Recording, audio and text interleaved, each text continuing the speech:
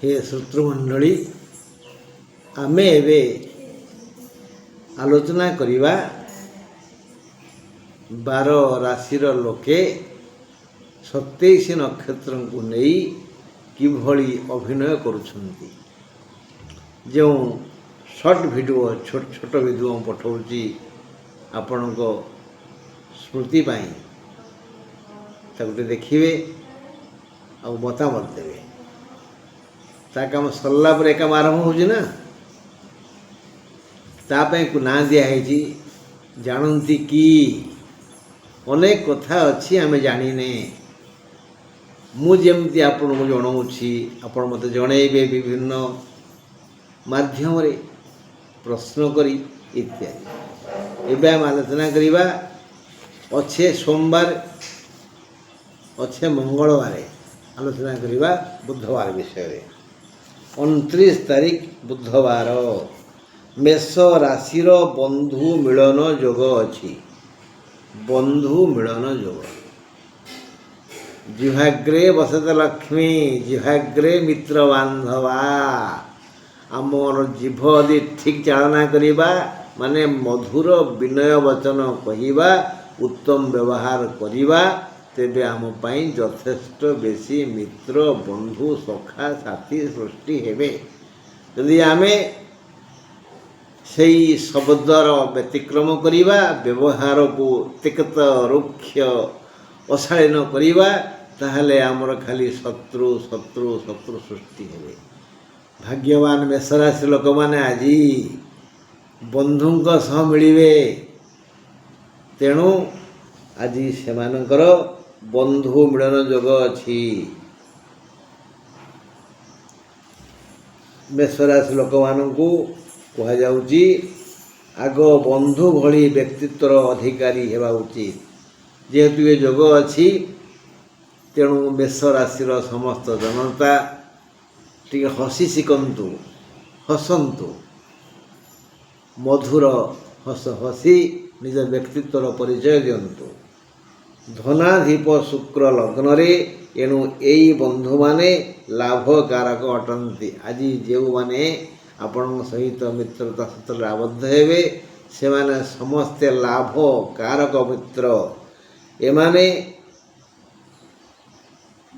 समस्ते आपण हिताकांक्षी एणु दैनंदिन वृत्ति रे बढ़िया लाभ हेबो। शारीरिक समस्या नहीं केवल जदि साग्रह आपण उद्यम करिवे ताहले संयमता रक्षा करिवे श्रम दान करिवे तेबे कर्म भूमि मन लाखी धन पाई खुशी है। बुझीगला मेष राशि पाई भल दिन रोजगारिया दिन आयकारी दिन मित्र मिलन दिन निरोग शरीर रहिबो। आज एभली एक सुस्थ जीवन दिन उत्तम आहार मिलिबो आउ समस्ते आपण को धन्य धन्य कहिबे। एणु जदि आपण भल मनीष ताहले बढ़िया बढ़िया बढ़िया लोक आपण मिलिबे। जदि आपण मंद ताहले काहु कहवा कपाल लेखारी हाथ मारिबा। एबे आलोचना करिबा वृष राशि कथा। 29 तारीख बुधवार वृष राशि कर्ण पीड़ा हेबो। कान बिंधिबो पड़िबो कुंडई हबो छटफट लगी पारे कर्ण पीड़ा जोग अच्छी। वृष राशि पुरुषंग राशि घातचंद्र एणु सावधान अति जरूरी नथिले बाहर को जातु नहीं। घातचंद्र व्यवहार मार्जित करंतु आर्थिक मानदंड सुदृढ़ होई आपण को अनेक सुख देव। मन गुणे फल न्याय आज आपण को कौलिक बौद्धिक आर्थिक और लौकिक सुख मिलिबो। कान संक्रांतीय कौन जंत्रणा होई पारे। रसुण सोरिष तेल को व्यवहार करंतु। तेल गरम करी रसुण पकई दिंतु। रसुण एमती कला न हुए लाल अवस्था तो काढ़ी दिंतु ठंडा कर दिंतु। ठंडा हला परे ड्रपर साहाय्य बा काठी रे तुला रे तेल बुड़ेकरी कान रे बुले आणतु देखिए कान जंत्रणा कमिजिवो। अच्छा तापरे ଘରେ ବାହାରେ କେଉଁଠି ବି ଆପଣ ଶତ୍ରୁ ପାଇବେନି। ଆଜି ଆପଣଙ୍କ ମିତ୍ର ସଂଖ୍ୟା ଆଜି ଯଥେଷ୍ଟ ବେଶୀ ହେବେ। ଭଲ ଦିନ। ଏବେ ଆମେ ଆଲୋଚନା କରିବା ମିଥୁନ କଥା। 29 ତାରିଖ ବୁଧବାର, ମିଥୁନ ରାଶିର କ୍ଲେଶ ବୃଦ୍ଧି ଦିନଟି। ଖାଲି କ୍ଲେଶ ବଢ଼ିବ, ଦୁଃଖ ବଢ଼ିବ, ଯନ୍ତ୍ରଣା ବଢ଼ିବ, ବିପଦ ବଢ଼ିବ। ମିଥୁନର ଭଲ ଦିନ ନୁହେଁ। ଦିନଟି ବଡ଼ ଦୁଃଖରେ ଯିବ। ରାତି 10ଟା 16 ଯାଏ ମୃଗଶ୍ରା ନକ୍ଷତ୍ରର, ରାତି 10ଟା 16 ପରେ ଆର୍ଦ୍ରା ନକ୍ଷତ୍ରର ଶୁଭ। ତେଣୁ এই ଯନ୍ତ୍ରଣା ଯେହେତୁ ବିଶେଷ ପୀଡ଼ା ଦେବ, ତେଣୁ ଆଗରୁ ଡାକ୍ତରଙ୍କ ସହ ଆଲୋଚନା କରି ନିଅନ୍ତୁ। ଦିନଟି ଭଲ ନୁହଁ, ତେଣୁ ଦୂରଯାତ୍ରା ନ କଲେ ଭଲ। ସବୁ କାମରେ ବାଧା ବନ୍ଧନ ଭୟ ଆସିବ, କଳହ ହୋଇପାରେ। ଗୃହର ଆସବାସ ପତ୍ରରେ ହାନି ଯୋଗ ଅଛି। ତେଣୁ ଟିକେ ନଜର ଦିଅନ୍ତୁ, କେଉଁଠି କ'ଣ ଭାଙ୍ଗିଲା, ତୁଟିଲା, ନଷ୍ଟ ହେଲା। କେହି ଜଣେ ତୁମକୁ ଠକି ଦେଇପାରେ। ଆଜି ସେ ତୁମର ଆତ୍ମୀୟ ହୋଇପାରନ୍ତି, ମିତ୍ର ହୋଇପାରନ୍ତି, ପଡ଼ୋଶୀ ହୋଇପାରନ୍ତି, ବା ଶତ୍ରୁ ହୋଇପାରନ୍ତି, ବା ଅଚେନା ଲୋକ ହୋଇପାରନ୍ତି। ତେଣୁ କାହାକୁ ଭରସା ବିଶ୍ୱାସ କରନ୍ତୁ ନାହିଁ। ମିଥୁନ ରାଶି। ଏବେ ଆଲୋଚନା କରିବା କର୍କଟ ରାଶି କଥା। 28 ତାରିଖ ବୁଧବାର, କର୍କଟ ରାଶିର ସ୍ୱାସ୍ଥ୍ୟରେ ଉନ୍ନତି ହେବ। ଆଜି କର୍କଟର ଘାତ ବାର। ଟିକେ ସମ୍ମାନକୁ ଜଗି ଚୁପ୍ ରହନ୍ତୁ।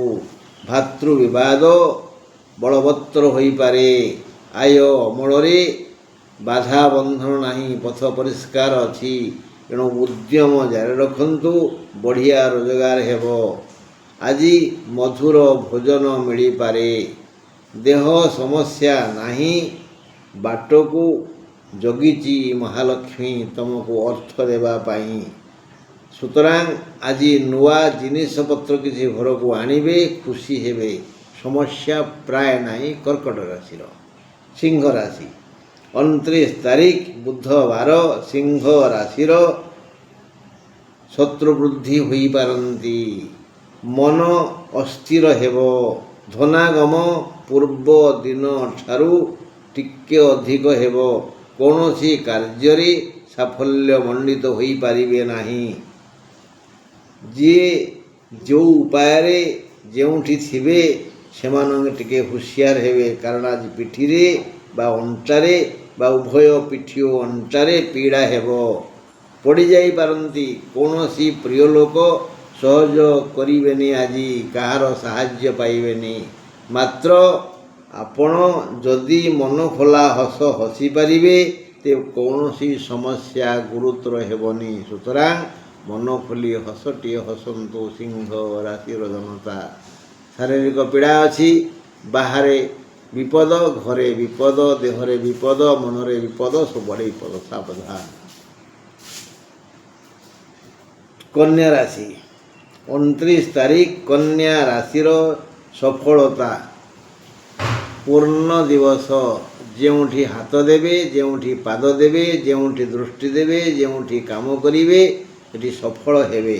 କନ୍ୟା ରାଶିର ଆଜି ଏକ ସଫଳତାପୂର୍ଣ୍ଣ ଦିନ। ଯଦି ପବିତ୍ର ମନରେ ଆଜି ପରୋପକାର କରିବେ ବା ସତ୍ପାତ୍ରରେ ଦାନ କରିବେ, ତେବେ ବିଶେଷ ମଙ୍ଗଳ ହେବ। ସ୍ୱାସ୍ଥ୍ୟଗତ ସମସ୍ୟା ନାହିଁ।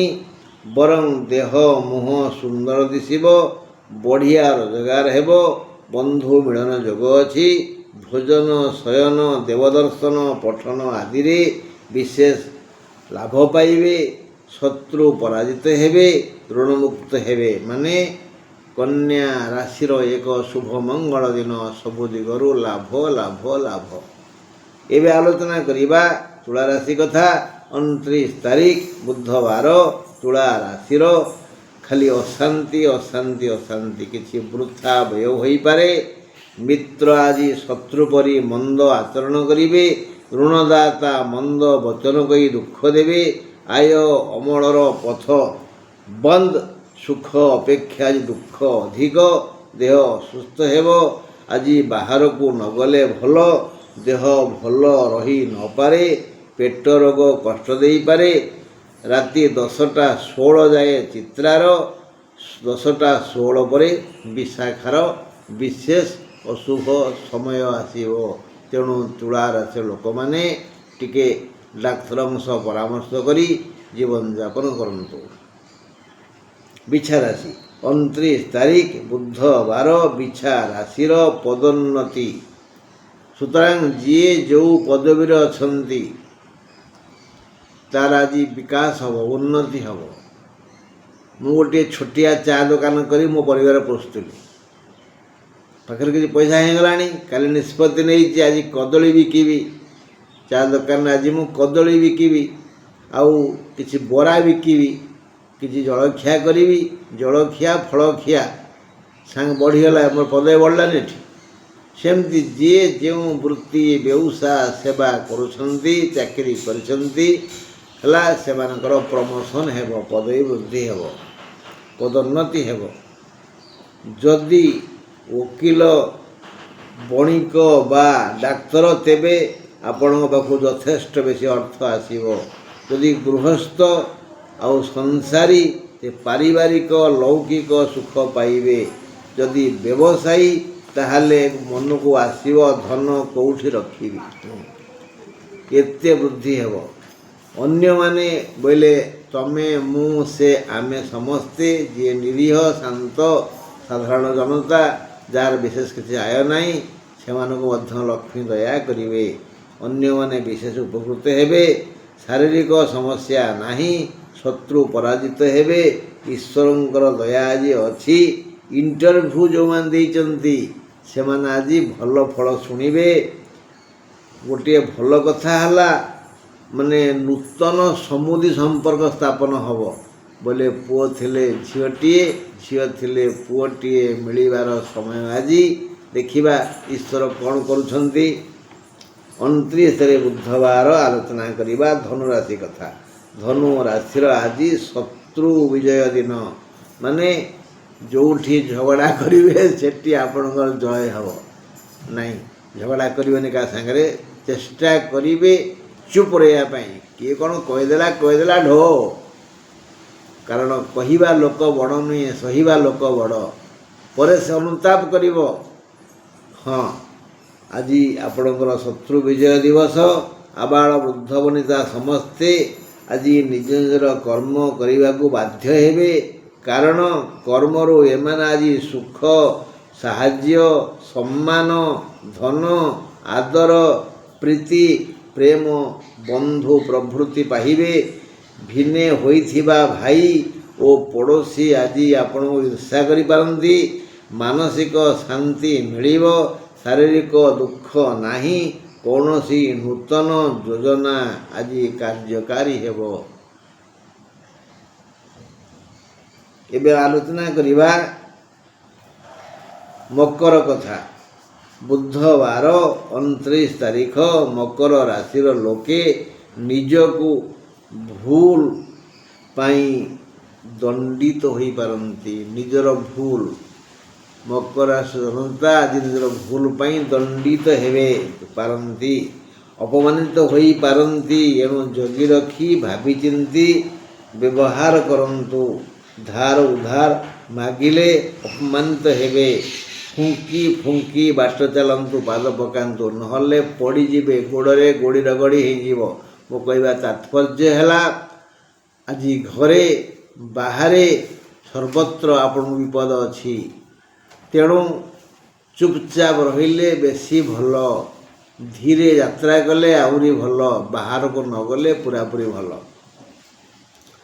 ଦୁଃଖ ଅଛି।